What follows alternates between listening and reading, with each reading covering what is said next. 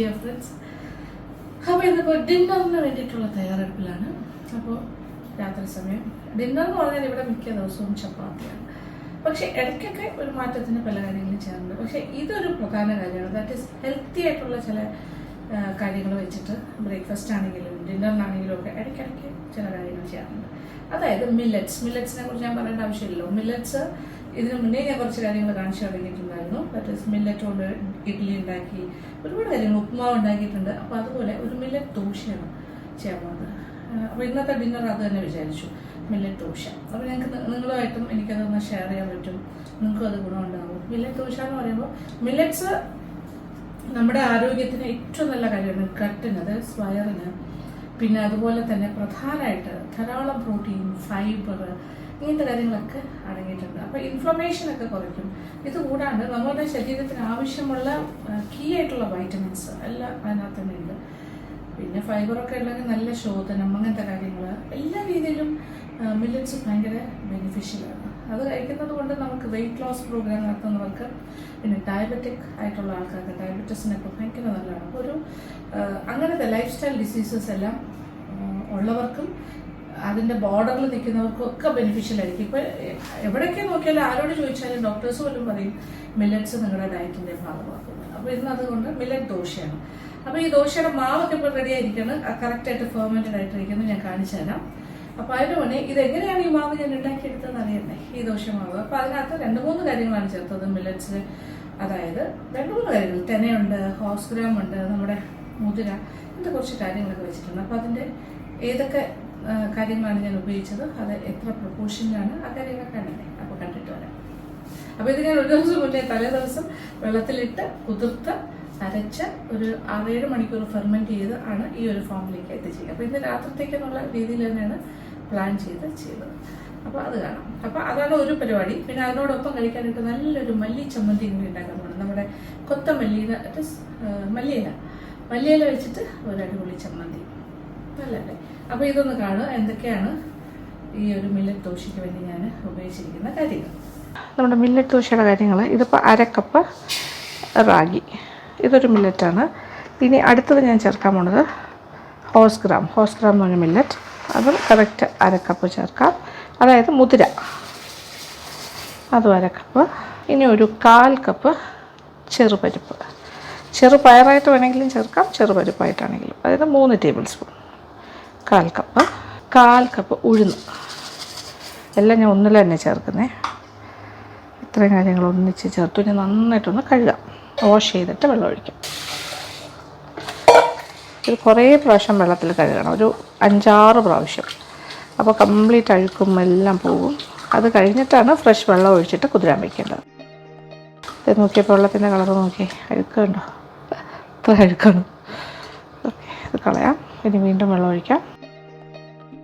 ഞെകിടിയാണ് കഴുകി എടുക്കേണ്ടത്. എന്നിട്ട് പറ്റുമെങ്കിൽ നമുക്ക് അരിച്ച് മാറ്റാം. ഏറ്റവും താഴെ മണ്ണ് കാണുകയും ചെയ്യും. അതെല്ലാം മാറ്റിയിട്ട് ഫ്രഷായിട്ട് വെള്ളം ഒഴിച്ച് വയ്ക്കാം.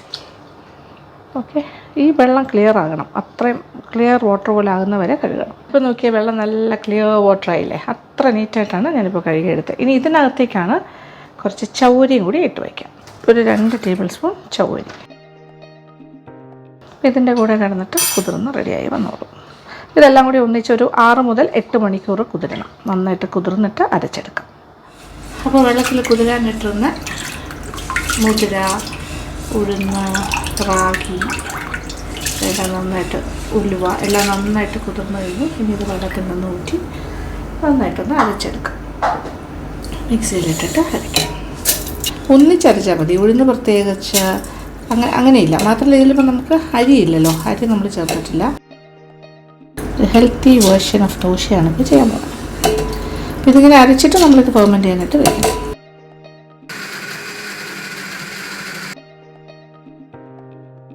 കുറേശ്ശെ വെള്ളം ഒഴിച്ചിട്ട് അരയ്ക്കും. ഇത് ഇഡ്ലിക്കല്ല, ദോശയ്ക്കാണ്. അത് കാരണം ഇച്ചിരി വെള്ളം കുറച്ച് കൂടിയാലും പ്രശ്നമൊന്നുമില്ല. ആവശ്യത്തിന് വെള്ളം ഒഴിക്കും. ഒരു പകുതി ഭാഗം അരിഞ്ഞു എന്ന് പറയാം. ഇനി വീണ്ടും അല്പം വെള്ളം ഒഴിക്കാം.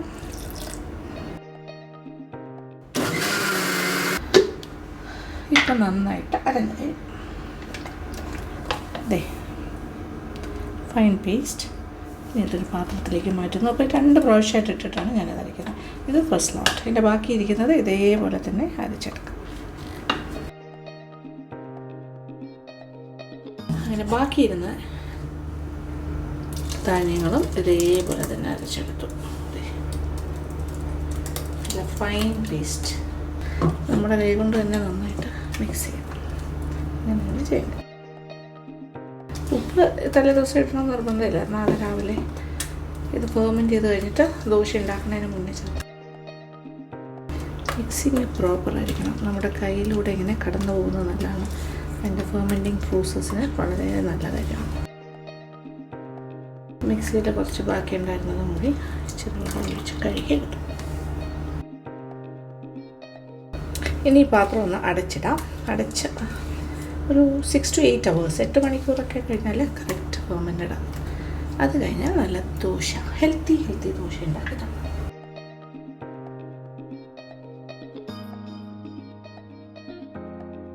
അപ്പോൾ ദോശയുടെ ബാറ്റർ ഉണ്ടാക്കുന്ന മെത്തേഡ് കണ്ടല്ലോ. അപ്പോൾ അതിൻ്റെ ഫെർമെൻറ്റഡ് ഫോമിലായ കാര്യങ്ങളും എങ്ങനെയാണെന്ന് കാണിച്ചാൽ അപ്പോൾ നല്ല എന്താ പറയുക അതിന് റെഡി ആയിരിക്കുക. അപ്പോൾ അതിൻ്റെ ക്ലോസിൽ നമുക്ക് കാണാം. ഇങ്ങനെ 8 മണിക്കൂർ കഴിഞ്ഞ് അരച്ച മാവ് ദേ നോക്കിയേ നല്ല ഫെർമെൻറ്റഡായിട്ട് വന്നിട്ടുണ്ട്.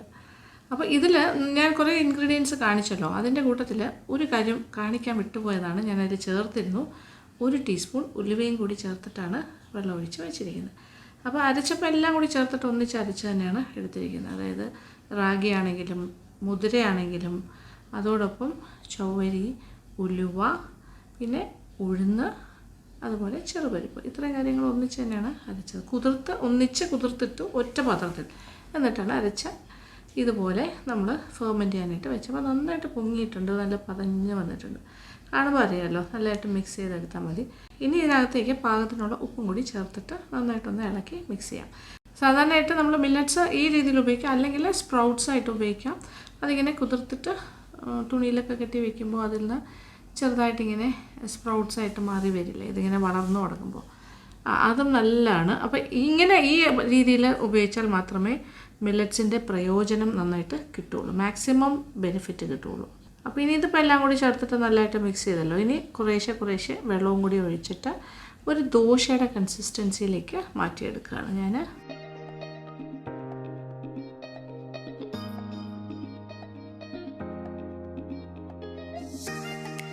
അപ്പോൾ ഇപ്പോഴത്തേ നോക്കിയൊരു ദോശയുടെ കൺസിസ്റ്റൻസി ആയിക്കഴിഞ്ഞു. ഇനി ഇത് ഒരു സൈഡിലേക്ക് മാറ്റി വയ്ക്കാം. അപ്പോൾ ദോശമാവ് റെഡി.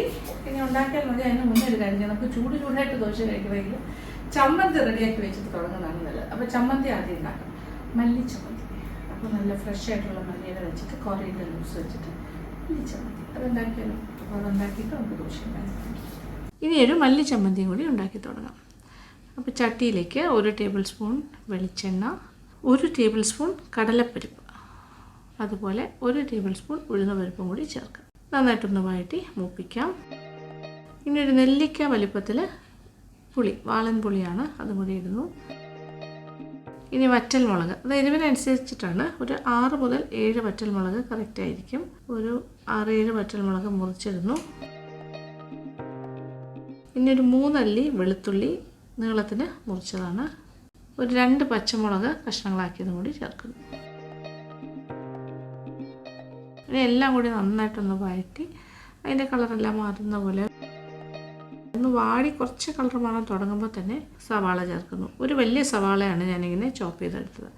അതല്ല മീഡിയം സൈസ് ആണെങ്കിൽ 2 എണ്ണം വരെ ആകാം. എന്തായാലും 1 കപ്പ് നിറച്ച് സവാളയുടെ പീസസ് ഉണ്ടാകണം.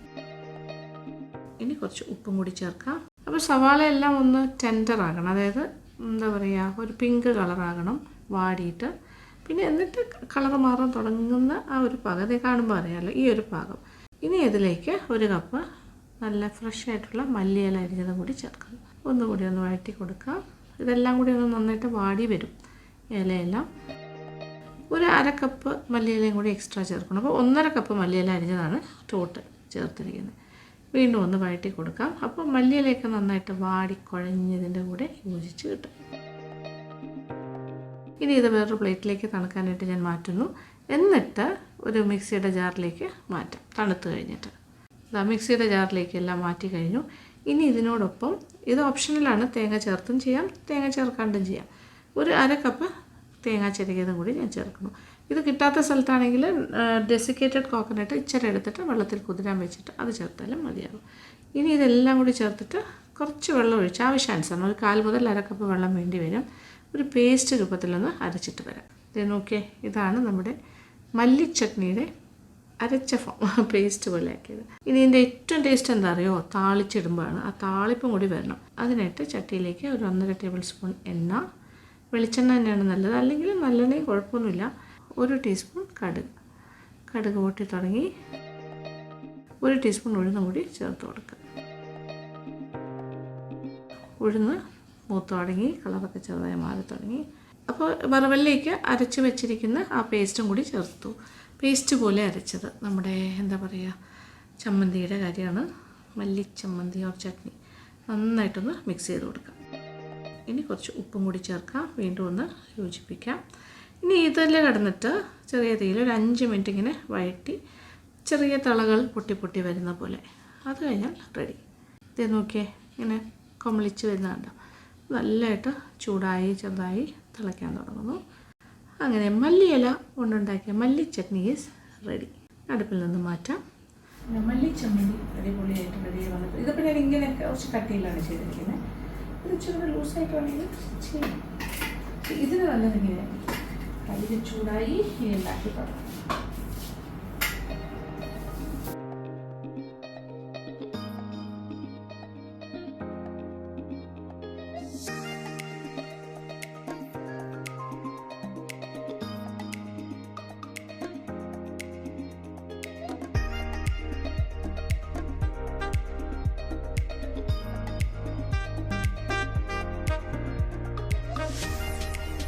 ഇനി കുറച്ച് നല്ല ഇനി നെയ്യിൽ കഴിക്കണമെന്നുണ്ടെങ്കിൽ അങ്ങനെയാണ് നെയ്യ് ദോശയായിട്ട്. പിന്നെ ഇതൊന്നും ഇല്ലാണ്ട് ഉണ്ടാക്കിയാലും കുഴപ്പമൊന്നുമില്ല. ഈക്വലി ഒരു സൈഡ് ഭാഗത്തിന് ഗോൾഡൻ ബ്രൗണായി വരും. അപ്പം നല്ല കറിവേൽപ്പാണ്. ഇത് 1 സൈഡായിട്ട് തന്നെ വേണമെങ്കിലും മടക്കിയെടുത്ത് നമുക്ക് ഉപയോഗിക്കാം. തിരിച്ചിട്ടാണ് ഞാനിപ്പോൾ ഇങ്ങനെ മുരിഞ്ഞ് വരുന്നത് ഭയങ്കര രസമാണ് കാണാൻ. ഈ ഒരു മില്ലറ്റ് ദോശ ഒരു ചോക്ലേറ്റിൻ്റെ ഒക്കെ ഒരു കളറാണ്. ചോക്ലേറ്റ് ദോശ പോലെ കല്ലിൽ നിന്ന് ഇളകി വരാനൊന്നും ഒരു പാടുമില്ല. ഇത് ട്രഡീഷണൽ ദോശക്കല്ല് തന്നെയാണ്. നോൺ സ്റ്റിക്കിലും ചെയ്യാം. കരി നോക്കി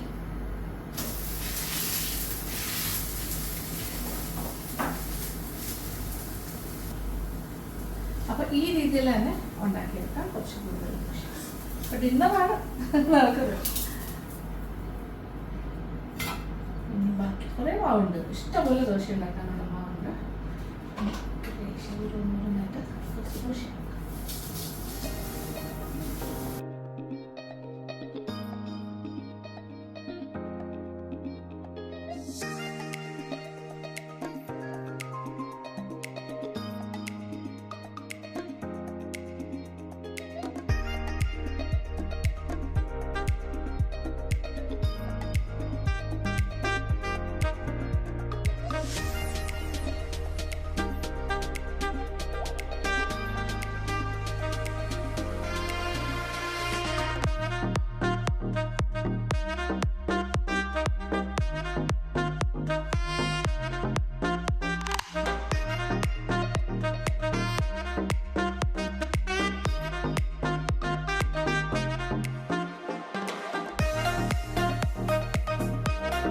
ഓസ്കര മില്ലറ്റ് എന്ന് പറയുന്നത് നമ്മുടെ മുതിരയില്ല. മുതിരയാണെങ്കിൽ നമ്മുടെ ഡൈജസ്റ്റീവ് സിസ്റ്റത്തിനെ വളരെ ആക്റ്റീവായിട്ട് നിൽക്കാനായിട്ട് സഹായിക്കും. Because of the fibre content, high fibre content ആണ്.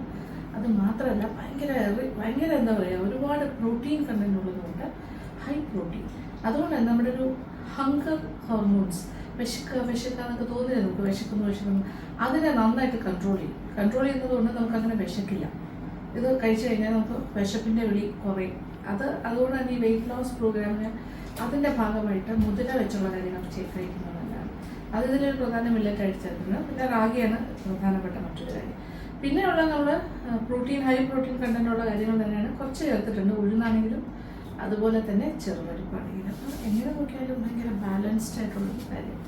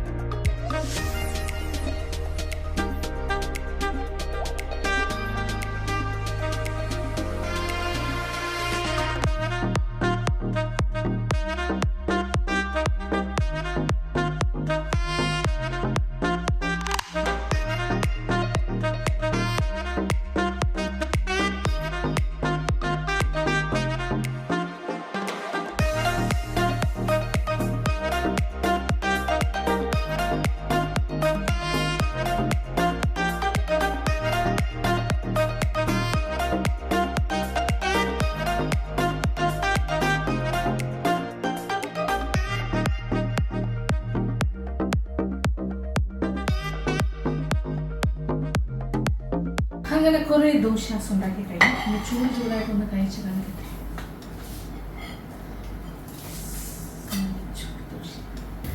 നോക്കിയാൽ നല്ല ക്രിസ്പി ശബ്ദം കേൾക്കാനല്ലേ. നമ്മൾ സാധാരണ ഗീ റോസ്റ്റൊക്കെ ചെയ്യുന്ന പോലെ ചുരുട്ടിയെടുക്കാം. ചമ്മന്തി,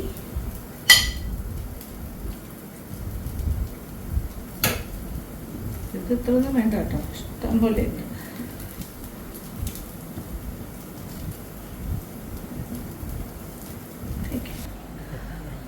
ക്രിസ്പി ദോശ. എന്താ ടേസ്റ്റ് അറിയാം. മല്ലി ചട്നിയുടെ ഇങ്ങനെ ചൂട് ദോശ കഴിക്കാൻ വന്നിരിക്കുമ്പോൾ ഉണ്ടാക്കി കൊടുക്കുന്നത് നമുക്ക് സ്വന്തമായിട്ട് ഉണ്ടാക്കി കഴിക്കുന്നത് എപ്പോഴും നല്ലതാണ്. എന്നിട്ട് ഞാൻ കുറച്ച് ചൂട് ദോശ ഉണ്ടാക്കി അങ്ങനെ തന്നെ അകത്തേക്ക് കൊണ്ടുപോകാം. ഭയങ്കര എക്സലൻറ്റ് കോമ്പിനേഷനാണ് ഇത് രണ്ടും. നിർത്താനേ തോന്നില്ല. അടിപൊളി ദോശ, എക്സലൻറ്റ്. മല്ലി ചമ്മന്തിയൊക്കെ ഒരു പ്രാവശ്യം ഉണ്ടാക്കി നോക്കട്ടെ, ഇഷ്ടമാണ്, ഭയങ്കരമായിട്ട് ഇഷ്ടമാണ്. ദോശയുടെ ഇടയ്ക്കാണ് കഴിച്ച് കാണിക്കുന്നത്. അതുകൊണ്ട്